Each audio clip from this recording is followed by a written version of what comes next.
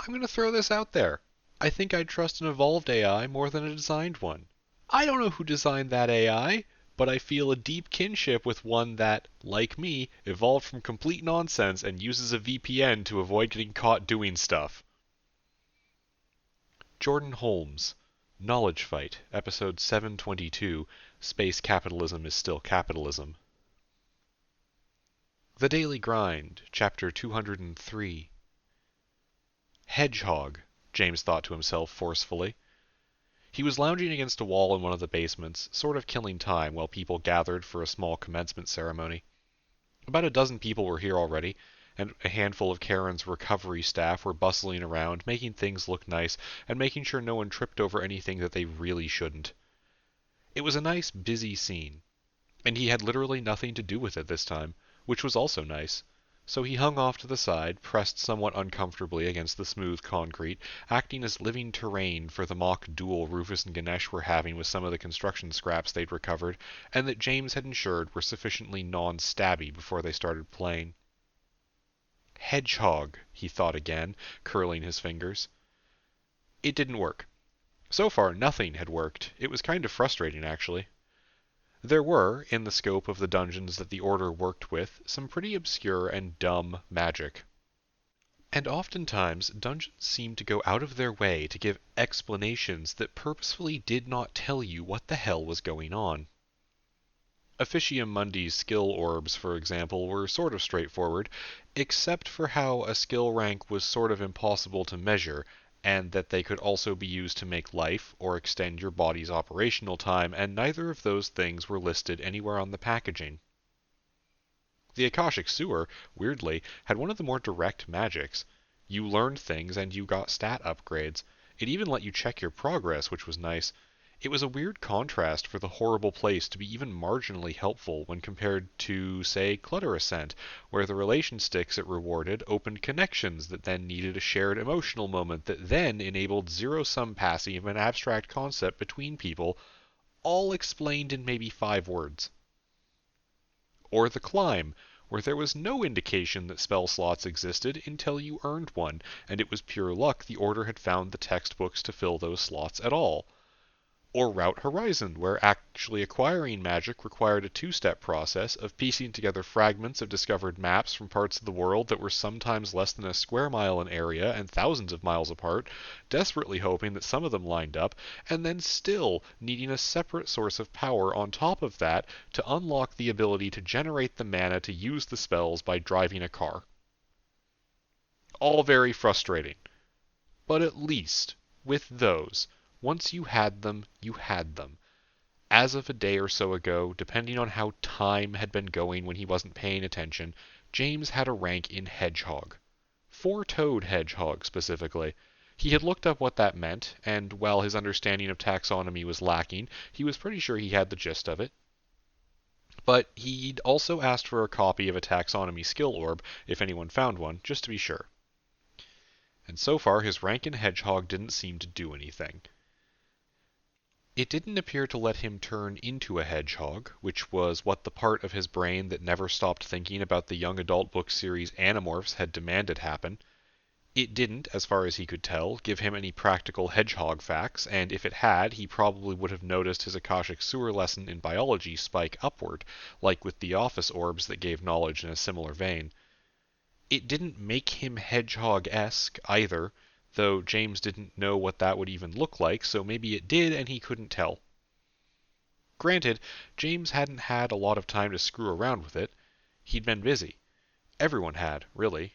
It occurred to him that the most time he'd spent with his partners lately had been risking their lives together in a dungeon. He relaxed his hand with a sigh, trying not to flinch as Ganesh slapped into his calf and crawled around the back of his leg to use it as cover in the ongoing running play fight with Rufus. He'd need to spend some more time trying to figure this out later, though at least people in the Order, smarter than him, would have a shot at it once they made a copy of the collection of library orbs that they had looted. He'd also need to make a note to himself on his phone to maybe see if Anesh and Alana wanted to go out to dinner tonight. Hedgehog, he tried, muttering out loud to himself. What? Someone walking by turned their head slightly with raised eyebrows. Nothing. James quickly replied, clearing his throat and getting a suspicious glance as the newest member of the orders nodded slowly and went back to what they were working on. Really, at this point, someone randomly saying activation words in the basement was probably one of the least weird things going on down here, so he didn't see why he was getting a strange look. James lounged for a bit, letting his thoughts wander as he watched the bustle intensify, and a group of people come in and find places to stand. They hadn't put together seating for this little event, and James was pretty sure that Bill and Reed hadn't actually expected that many people to show up today. But who wouldn't be interested? Especially all the people, many of them Camercondas, who would be occupying these places. "Hey, Marcus." James perked up, flagging down the response dispatcher who was milling around in the crowd. It wasn't that he was bored waiting exactly, just that he was interested in a small friendly interaction while he did that waiting. "Fancy seeing you here." "Oh, hey." The younger man stopped fidgeting with the array of pins on his coat and glanced over at James, shuffling to the side to get out of the main body of the growing crowd. He still stood out somewhat, standing over the Camercondas in attendance, but he was feeling a bit hemmed in anyway. "Yeah, I had a couple days off. I figured I'd check this out and start moving in pretty soon." James blinked. "Wait, how soon is this going into operation?" he asked. "Like tomorrow?" Marcus half questioned. "One of the design team was talking about it. As soon as the totem goes up, they're going to do a security thing to it, and then some last checks, but the place is supposed to be ready tomorrow." "Well, damn." James nodded in appreciation. "They work fast, and I absolutely do not believe this place will be ready that soon, but okay. So you want to live on site?" "I work 12-hour days, and the majority of my hobbies are here now since we got internet and a basketball court." "I should play more basketball," James mused. "Also work less. Fuck, I'm not building a utopia here so people can work all day." Marcus gave a sheepish look. "I mean, I don't have to work that much or anything. It's just, I don't know. If I don't, who will, right? Also, a good chunk of that is doing news sweeps for problems that we should be aware of, or, like, looking for new dungeons. Momo's got a thing she's trying to get help with for that, so..." "Marcus, my dude, you're doing a great..." "Wait, Momo's doing what? No, stay on topic. A great job, but you're not doing a job we can't hire more support for. We've got $1 billion. We can just grab a few more people. You used to work with the suicide prevention line, right? Got any friends we can hire?" There was a heavy bubble of silence that expanded outward from James, broken, after a very long blink and an equally long stare later, by Marcus saying, "We have what?" "$1 billion," James said again. "Not in income, but we're, capable of doing some hiring." He grinned as he shrugged, knowing damn well what he was saying. "So stop working 12-hour days. I don't even work 12-hour days, and I'm basically always doing something around here." Marcus looked like he was having his whole metaphorical world rug yanked out from under him, but whatever he was going to say was cut off when, over the light murmuration of the small crowd of Order members, a single confident voice cut through. "All right, everybody settle down," Bill said, the man raising one Yeti-like arm over his head to get everyone's attention. "If you wanted to see the place before we do this, you missed your chance. Everyone back behind the lines." Feet and corded tails shifted as everyone checked to make sure there weren't any lines anywhere near them. Duct tape barricades, drawn in red on the concrete floor of the basement space, pushed back the few dozen observers, forming an invisible wall. They formed a semicircular sort of observation line, everyone rearranging so the Camercondas were in front and the taller humans behind them. The floor space cleared. There was a much better view of what everyone had arrived to check out now. Against the left wall of the concrete basement warehouse room, taking up half the height available and a decent chunk of floor space, was an apartment. It sat, looking bizarrely exposed under white LED lights the Order had upgraded the buzzing fluorescence to down here. Like seeing someone you were familiar with naked for the first time, but without meaning to. Or, more accurately, like seeing someone you were familiar with as a skeleton for the first time, also without meaning to. There were some small gaps in the walls, and James knew there were similar ports in the ceiling and floor, points for where pipes and wires would connect when this was done. The walls didn't outline to a perfect square, but they were a fractal in a broad way. If you looked at it through the lens of a math that James refused to do but the design team put a lot of work into, it was perfectly set up to tessellate with itself. It wasn't huge as far as apartments went, but it was comfortable. The design team hadn't had to build a whole apartment complex, after all, just one apartment, and they had put their collective passion into polishing it to a mirror shine. Bill stepped to the side as Reed approached, the younger man unable to hide his nervous excitement. The two of them moved to show the thing that was mounted to the foundation of the building with meter-thick steel rods and a set of etched copper pyramids, inactive totems for the orange orbs. "I'm going to say this once, and then I'm not going to make any speeches," Bill said bluntly, though he couldn't hide the pride evident in his voice. "Everyone did a great fucking job on this, so if Reed blows it up, I want you to know what you all missed out on." "Now hang on," Reed started to protest, getting a stifled laugh from James as well as a few other people. "Oh, it'll work," Bill said. "So, we're going to turn this thing on, and then Mark has the fun job of checking all the wiring, and we've got safety checks, got a whole list of new jobs for the next month. Heh. But that's a problem for the Bill of tomorrow. Today I get to tell you that everyone worked their asses off to build you a magic apartment. Round of applause for the crew. They know who they are." The humans clapped. So did some of the Camercondas that had arm packs on, but many of them just added clicking hisses into the mix. The noise was earnest and celebratory, and James joined in, grinning as the people who had put the hard work in gave proud smiles. "Okay, everyone ready?" Reed asked when things quieted down. "No one over the Bill, you can't be over the line either." "You're over the line." "I'm accounted for, and we're not using drones for this," Reed countered. "Last time we did, I exploded." James bit his tongue to keep from adding the fact that Reed had also turned his car into modern art. Getting that taken to a junkyard had been a nightmare. "All right, main totem in 3, 2, 1. Reed, standing in a very specific spot, let the orange Officium Mundi orb he was holding slip from his cupped hands and into the hollow point of the central pyramid. It fell, out of sight, and everyone held their breath. For a half-second of time, the air in James's chest pulled down, except down was a point in space 100 feet away on the left side of the room. And then the world changed. James had never seen an orange totem activate before. He'd survived being inside one when it was broken, he'd seen plenty of their effects firsthand, but he'd never actually watched one of the tests as the Order's research division turned one on. It was anticlimactic in a way. 1 second, the world was as it was, and the next, it was as it was, only things had changed. The left wall of the warehouse was no longer a wall, exactly. Instead, it was a row of apartments. Cozy two-bedroom spaces unfolding one after the other, fitting into each other like puzzle pieces. There were a lot of them. Just how many James couldn't easily count, as the literally identical styles blended together in his eyes, but they absolutely stretched far beyond the reaches of the room they were in, and yet they fit perfectly, snugly.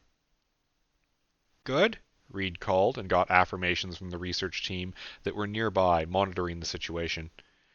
"All right, next step." He repeated his countdown, this time over one of the smaller pyramids that seemed tethered to the main one. James didn't have time to be surprised by this one when it yanked at his chest. It was much faster, but also much heavier, and when it cleared, there were 4 stories of apartments, layered on each other like they were built that way and had stood there for a century.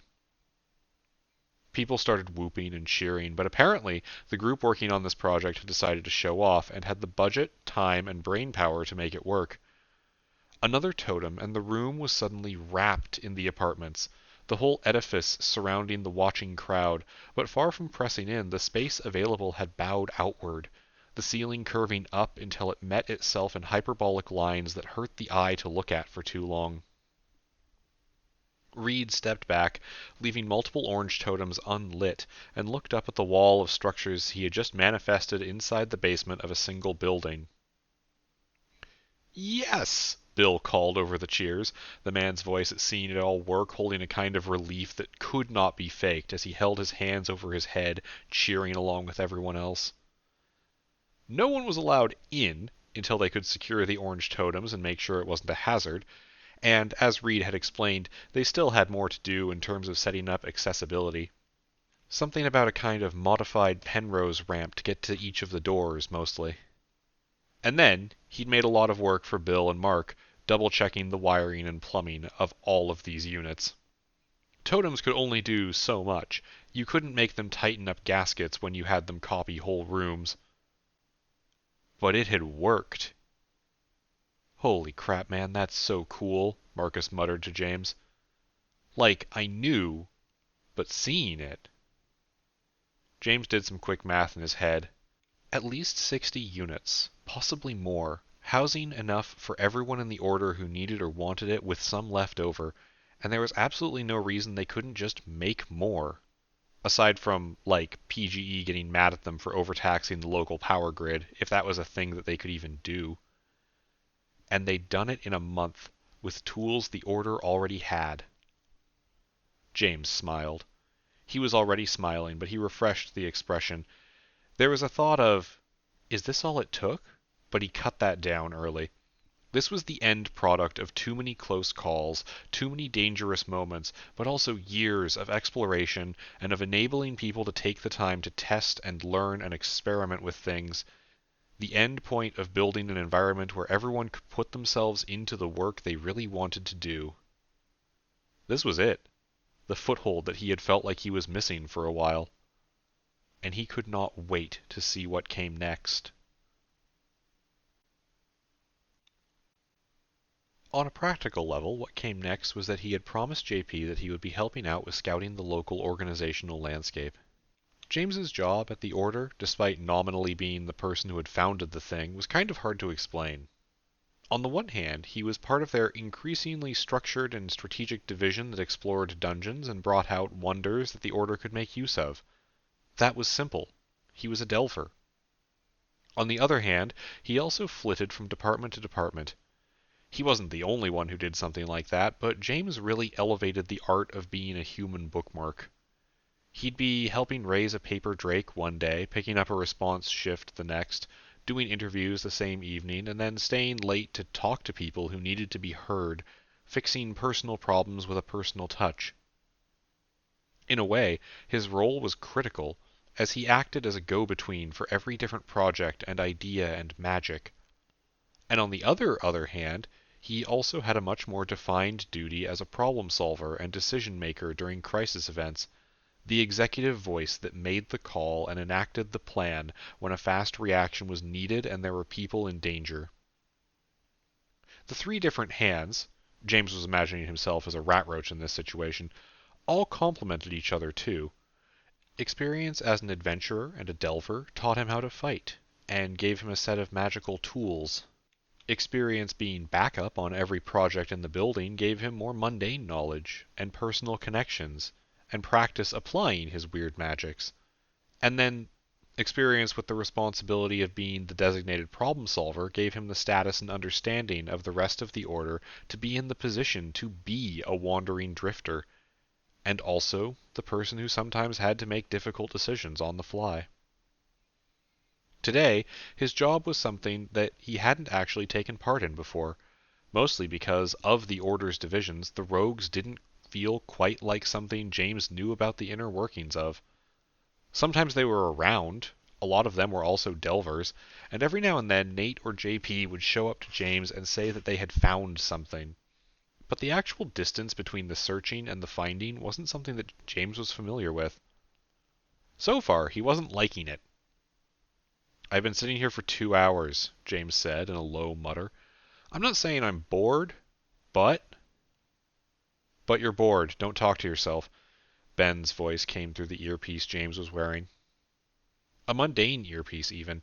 James knew they had one that let you listen in on other people's playlists within a few feet or something. He could have had a soundtrack for this. Someone else's soundtrack, but still. Ben was one of their rogues, and a pretty good one as far as James knew. It wasn't like anyone really had a comparison for how good their field agents were compared to a national intelligence agency of a global superpower or anything, but Ben had once managed to evade capture from an armed soldier who could run through walls, and honestly, that was all the resume James really needed from someone. He just sort of imagined when JP asked him to help out that he would be doing more of the life or death thing and less sitting around. Oh God, James muttered, coming to a realization. Am I turning into some kind of adrenaline junkie? Apparently, Ben answered the question that wasn't directed at him. James didn't roll his eyes since his backup couldn't see him anyway, but he did lower his voice to reply. You know, the last Ben I met was a literal dungeon ghost who ate my food. The last James I met got arrested for selling meth in junior year of high school. Touché. I feel like you're not taking this seriously. He was drinking from a water bottle that had long since gone warm, trying to project that he was waiting for somebody, while he scanned random faces that passed by with the copy of the magical glasses that let them see someone's name and affiliation. James sighed and flipped the bottle, the remaining liquid making the toss wobble with obfuscated momentum. It's not that I'm not taking it seriously, James told Ben. It's that I could be doing anything else right now that wouldn't be waiting for random chance. It's an important part of the process, Ben said in his ear. And James believed him. He really did. But sitting on a downtown bus bench during a heat wave wasn't really his idea of a fun day. Also, this was first-hand experience with the aspect of cities that James really hated. The parts that felt cramped, industrialized, dirty, and full of unpredictable and potentially dangerous strangers. He was aware of the mild hypocrisy, he really was, in his desire to build a magical metropolis, but James would defend that hypocrisy in the fact that he explicitly wanted to build a better city that could ease the problems that a great many modern Earth cities experienced. Especially, in James' experience, this one, right now. You know, the hardest part about learning how to design a city, James started to say. Really trying to verify the presence of a bunch of wizards in the city, dude. Ben cut him off.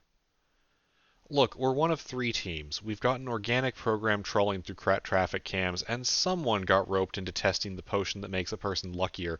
Also, I'm cursed, so one way or another our fate is already sealed, James replied easily. This would be easier if we could just stick the glasses on a drone and deploy a bunch of those. Ben's sigh was the last bit of attempted stoic professionalism leaving the conversation. The cops around here keep knocking out drones, which, I mean, can't really blame them. Also, we can't break magic items, can we? Momo can, James said, pausing to give a friendly nod and smile to a couple young passers-by who were giving him weird looks as he talked to himself. Being a local weirdo wasn't even close to something James was worried about right now, though as they sped up to walk past, he swept them with the glasses. Somehow, he didn't think he had anything to worry about from a pair of teenagers whose strongest affiliation was to a church youth group. James glared up at the sky as he continued talking, hoping his sunscreen would hold against the local star's assault. Momo's weird, though. I think she might actually be a witch. She somehow chopped off enough of that cactus pot that it would fit in the copier, and she's been really smug about it ever since. Ben's reply took a few seconds, probably because he was also checking something.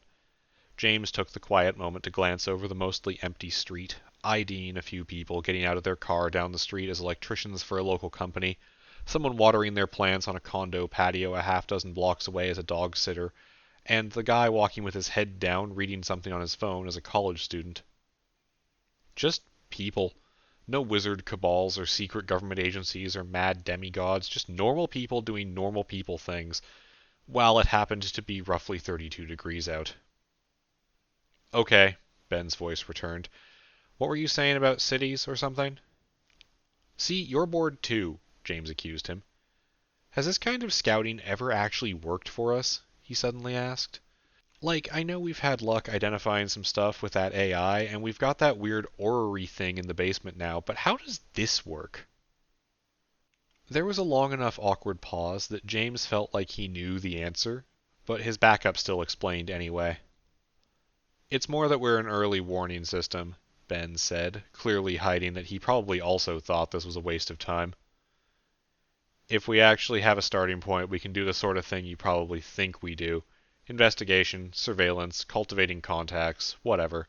But it's not like there's a spreadsheet for this. Right, I know the theory. JP workshopped this with me. James sighed and wiped sweat off his forehead. What I'm asking is if it's ever worked. Nope, Ben answered. Man, I don't think this is helping. It's good practice.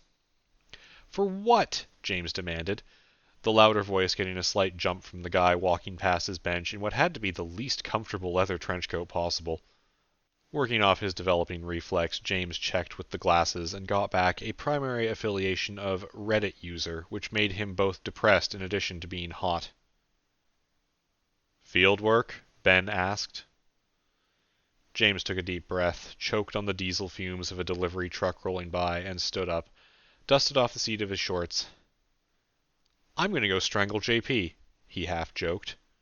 Or maybe just stand in the walk-in fridge in the kitchen, but I'm done with this. I'll get Momo to make us some affiliation lenses and we can slap them on all the webcams we're stealing the feeds from or something. How's that sound? Like a terrible idea, because then anyone who actually has access to those would see the same thing, Ben said. James slunk back into the shade of a red and white striped awning over a little bookstore and fished around in his pocket for the thick notebook of Anesha's newly made telepad. There! Cutting off my stupid ideas is suitable training for you. You're free too. Yeah, okay.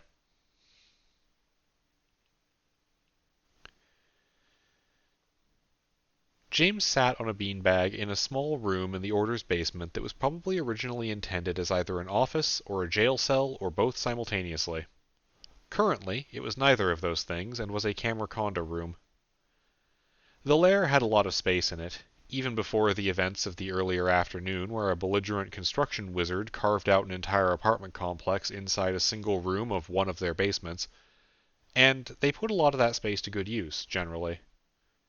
This magical basement that existed sideways from normal space was largely set aside for housing, something that actually maybe should have worried James when he considered just how many safety tests and precautions the design team was using for modifying one room, but he'd kind of gotten used to space not lining up properly, so maybe he wasn't the person to ask about security or safety.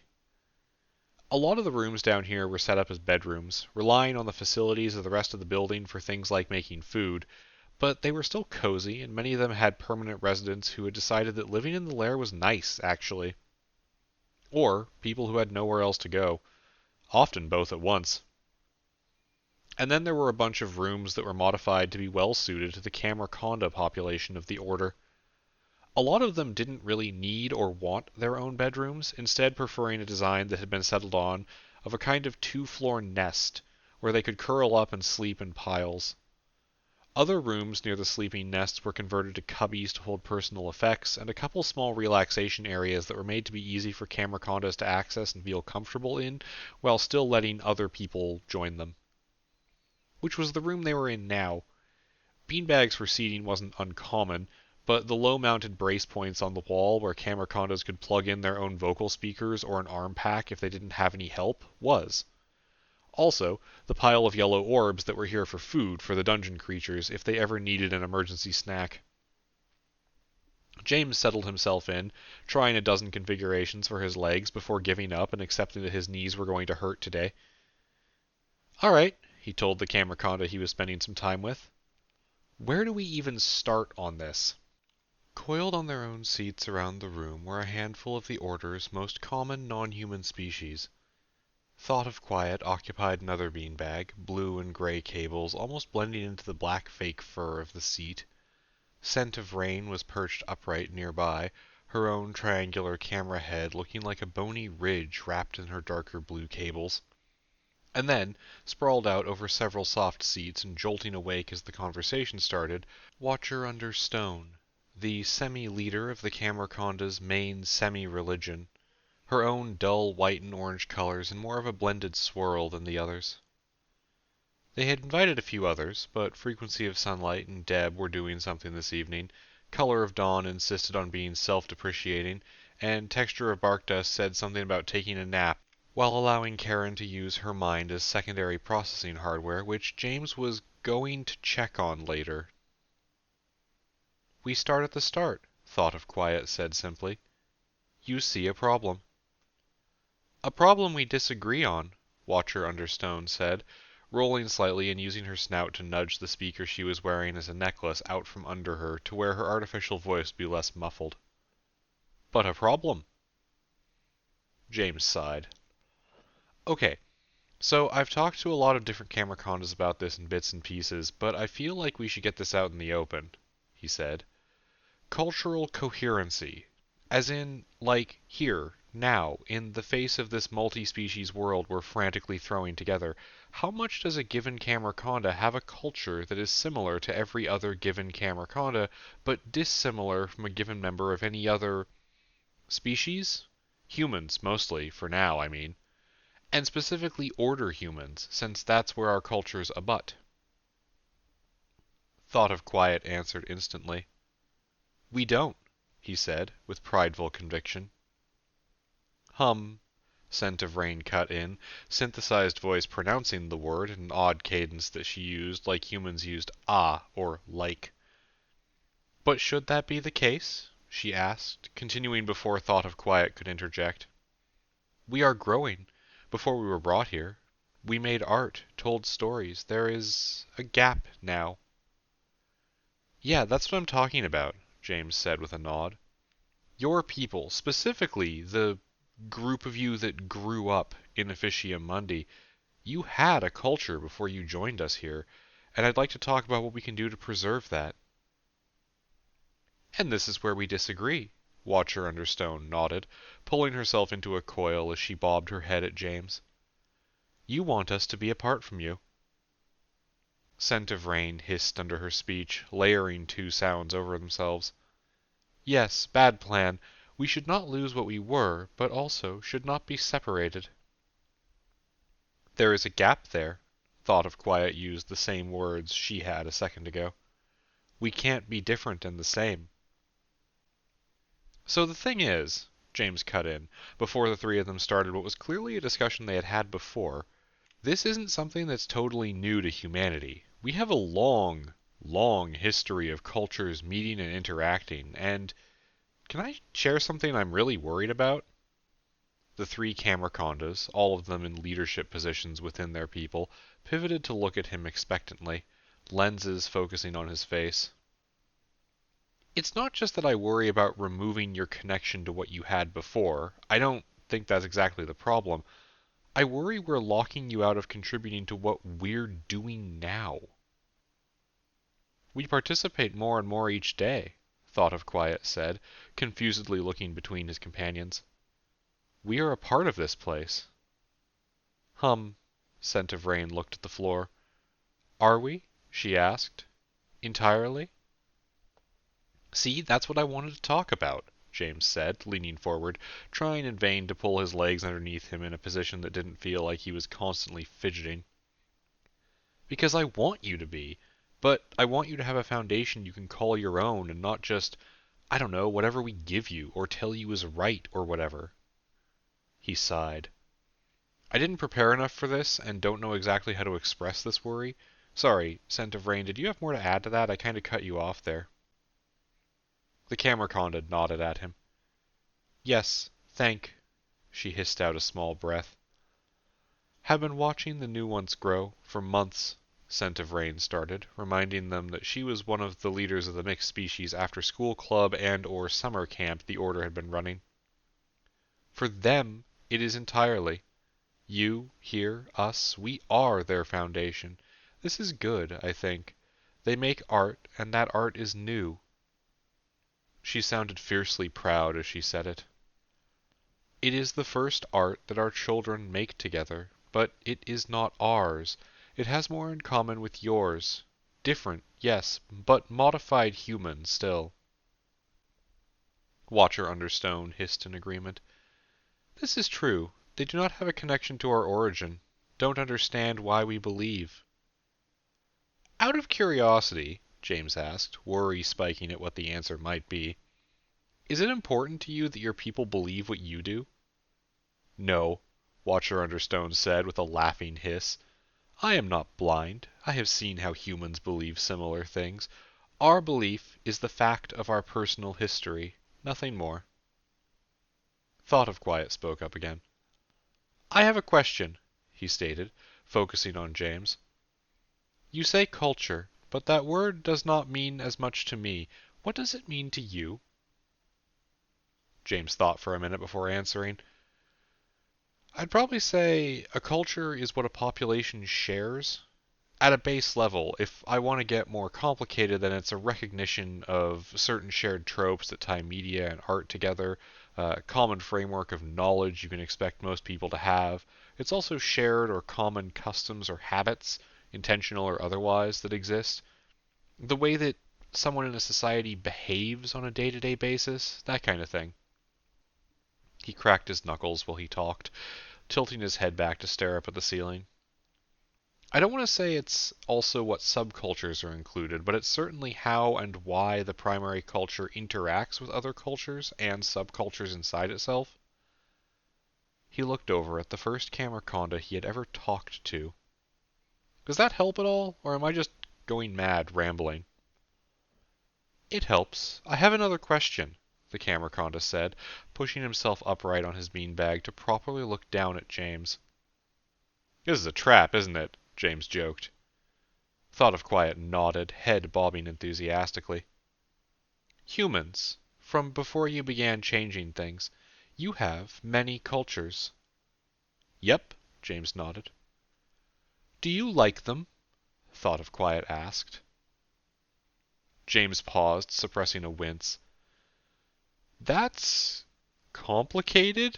There's a lot of human history that has used cultural clashes as excuses for cruelty and violence, so I'm kind of not comfortable saying no. Also, a lot of modern cultures have a huge amount that they could learn from each other in terms of art and style and healthy lifestyle habits and food. God, especially food. James trailed off. But do you like them? The question was repeated flatly. No. James's face was a sad frown as he spoke. Not really. They all have problems, and I could talk about a lot of those problems for a very long time. I don't really want to be part of any of them, even mine. Kind of the point of trying to make a break with our own city thing, though even then I'm not stupid enough to think history won't creep its way in. Scent of Rain jerked back slightly, giving James a look that seemed quite sad. Oh. Her voice not changed much, but the word carrying a lot of weight. Yes, Thought of Quiet pressed. You do not like your culture. You want a better one. You invite us to be part of it, but feel guilty. But you didn't think to ask, do I like my culture? The Camerconda slithered off his seat and pushed himself up in front of James, corded body matching the seated human's height. Our habits are fear and hiding. Our art is a reminder of our pain. Our culture exists because of an unbreachable violence done to us before we were even made and done to others by ourselves. Did you want to ask if we wanted our culture? I will answer. I do not. We cannot forget, Watcher Understone started to say. But she was cut off by Scent of Rain. Sad. Everyone is sad. None of us have what we want, but we don't know what we want. She looked around at them. You want to remember, she told her priestess. You want to move on, she told Thought of Quiet. And you want to be kind, she said to James. I want us to be our own people, I thought, but you seem so sad. She looked at the human in the room and asked, This is how humans are sad, yes? Yeah, he admitted. Well, me anyway. I had this whole thing I was going to talk about how other humans from other facets of our various cultures might be different or treat you different or whatever, but, yeah, I'm not really sure what my point was. I have the point, Scent of Rain said. You think you can do better than other humans, but there are so many it is abstract to you. You take ideas separate from people and use them to build. Here. To build this. Thought of Quiet spoke softly, not really interrupting. Here and this is good. Yes, it is, Scent of Rain agreed. James wants it to be good, steals good ideas from books and stories, because books and stories are not people, but you do not want to do that to us because we are here already. Watcher Understone irised her lens, focusing and unfocusing on the room. Ah, she spoke. I have begun research. James blinked at her before she tilted her head to show the Wi-Fi braid connected to her skulljack. I begin to see the shape of what you fear. I mean, I'll just fucking tell you, James said. I'm afraid we're going to pave over anything that makes you who you are. I'm afraid we'll tell you we got the best way of doing things and refuse to learn from you and refuse to adapt. But you are not doing that, Thought of Quiet hissed angrily at him. You writhe in self-depreciation and you ignore that even when we disagree, we want to be here. You invite us to live side by side. Scent of Rain sees our new ones making art tainted by your outside world, but I see them making art shaped by our order. We eat together, we love together. You take the time to talk to us now to make sure you are respecting us and push aside the thought that this means you already know the answer. He glared at James, camera eye narrowed to a pinpoint spot. You will not make us forget our past. You will not make us unequal in value in your new culture. All that matters, to me, this. Told you before, once. You won our conflict of ideas. False thought, anything but that. Scent of Rain spoke into the quiet that followed in the small room. But James is not wrong, she said, ignoring James's small "hey" at the implication. The new ones are not like us, in many ways. Should they be? Watcher Understone asked curiously, as if having the thought for the first time. Want them to know our history, but not because it is ours, only that it is important, that they can learn from it. Is that not what we want? All to learn and be better? I mean, that's what I think is important, James shrugged, feeling like he was more of an observer in the actual debate happening here than an active participant. Yes, Thought of Quiet hissed with amusement. You do. And so, we do. You see? What point in having a culture if you do not believe it is good? I feel like I walked into this expecting that we'd talk about, like, making a record of your people's history, maybe ensuring your art styles and personal beliefs had support, and seeing what we could do to encourage you to develop your own social norms, James started to say. And then, instead, I'm having an existential crisis on the nature of what a society is even for. Thought of Quiet tilted his head at James. Is that not something you feel constantly? Is that not what the Order is? Oh, I mean, it is. It's just usually a background vibe, not something this, direct. James rolled himself to a standing position and started pacing. I just want you all to feel like you can be you, if that makes sense, without worrying about your cultural identities being overwritten. A lot of people worry about that. I know Texture of Bark Dust has a lot of concerns, though I don't know if she's replaced those with being concerned about budgets instead. I would rather, Thought of Quiet said softly, staring at the floor, be a part of the Order of Endless Rooms than I would be a Camerconda. The other two serpents looked at him with concern, before looking at each other with similar looks in their mechanical eyes. Watcher Understone asked, should the new ones be like us? I would ask farther, should I be like us? We should all ask that. I ask that all the time, actually, James said. Thought of Quiet cracked their mechanical maw in a fanged grin. Yes, he said. That is part of why you have started building something I like. The Camerconda turned and began to slither for the door. I have nothing to add. I have made many mistakes. This is not one of them. And with that, he pressed his body against the lever that propped the door open and slithered out into the hallway, letting it swing closed behind himself. That went well, Scent of Rain remarked. He does not like his name, Watcher Understone told James abruptly. James blinked at her. Wait, really? He said, tapping his foot as he considered the words. I mean, I guess that sort of checks out. He was having a really hard time coming up with one. He thought it was important to the rest of you, honestly. Scent of Rain sighed. It was. she said, bluntly.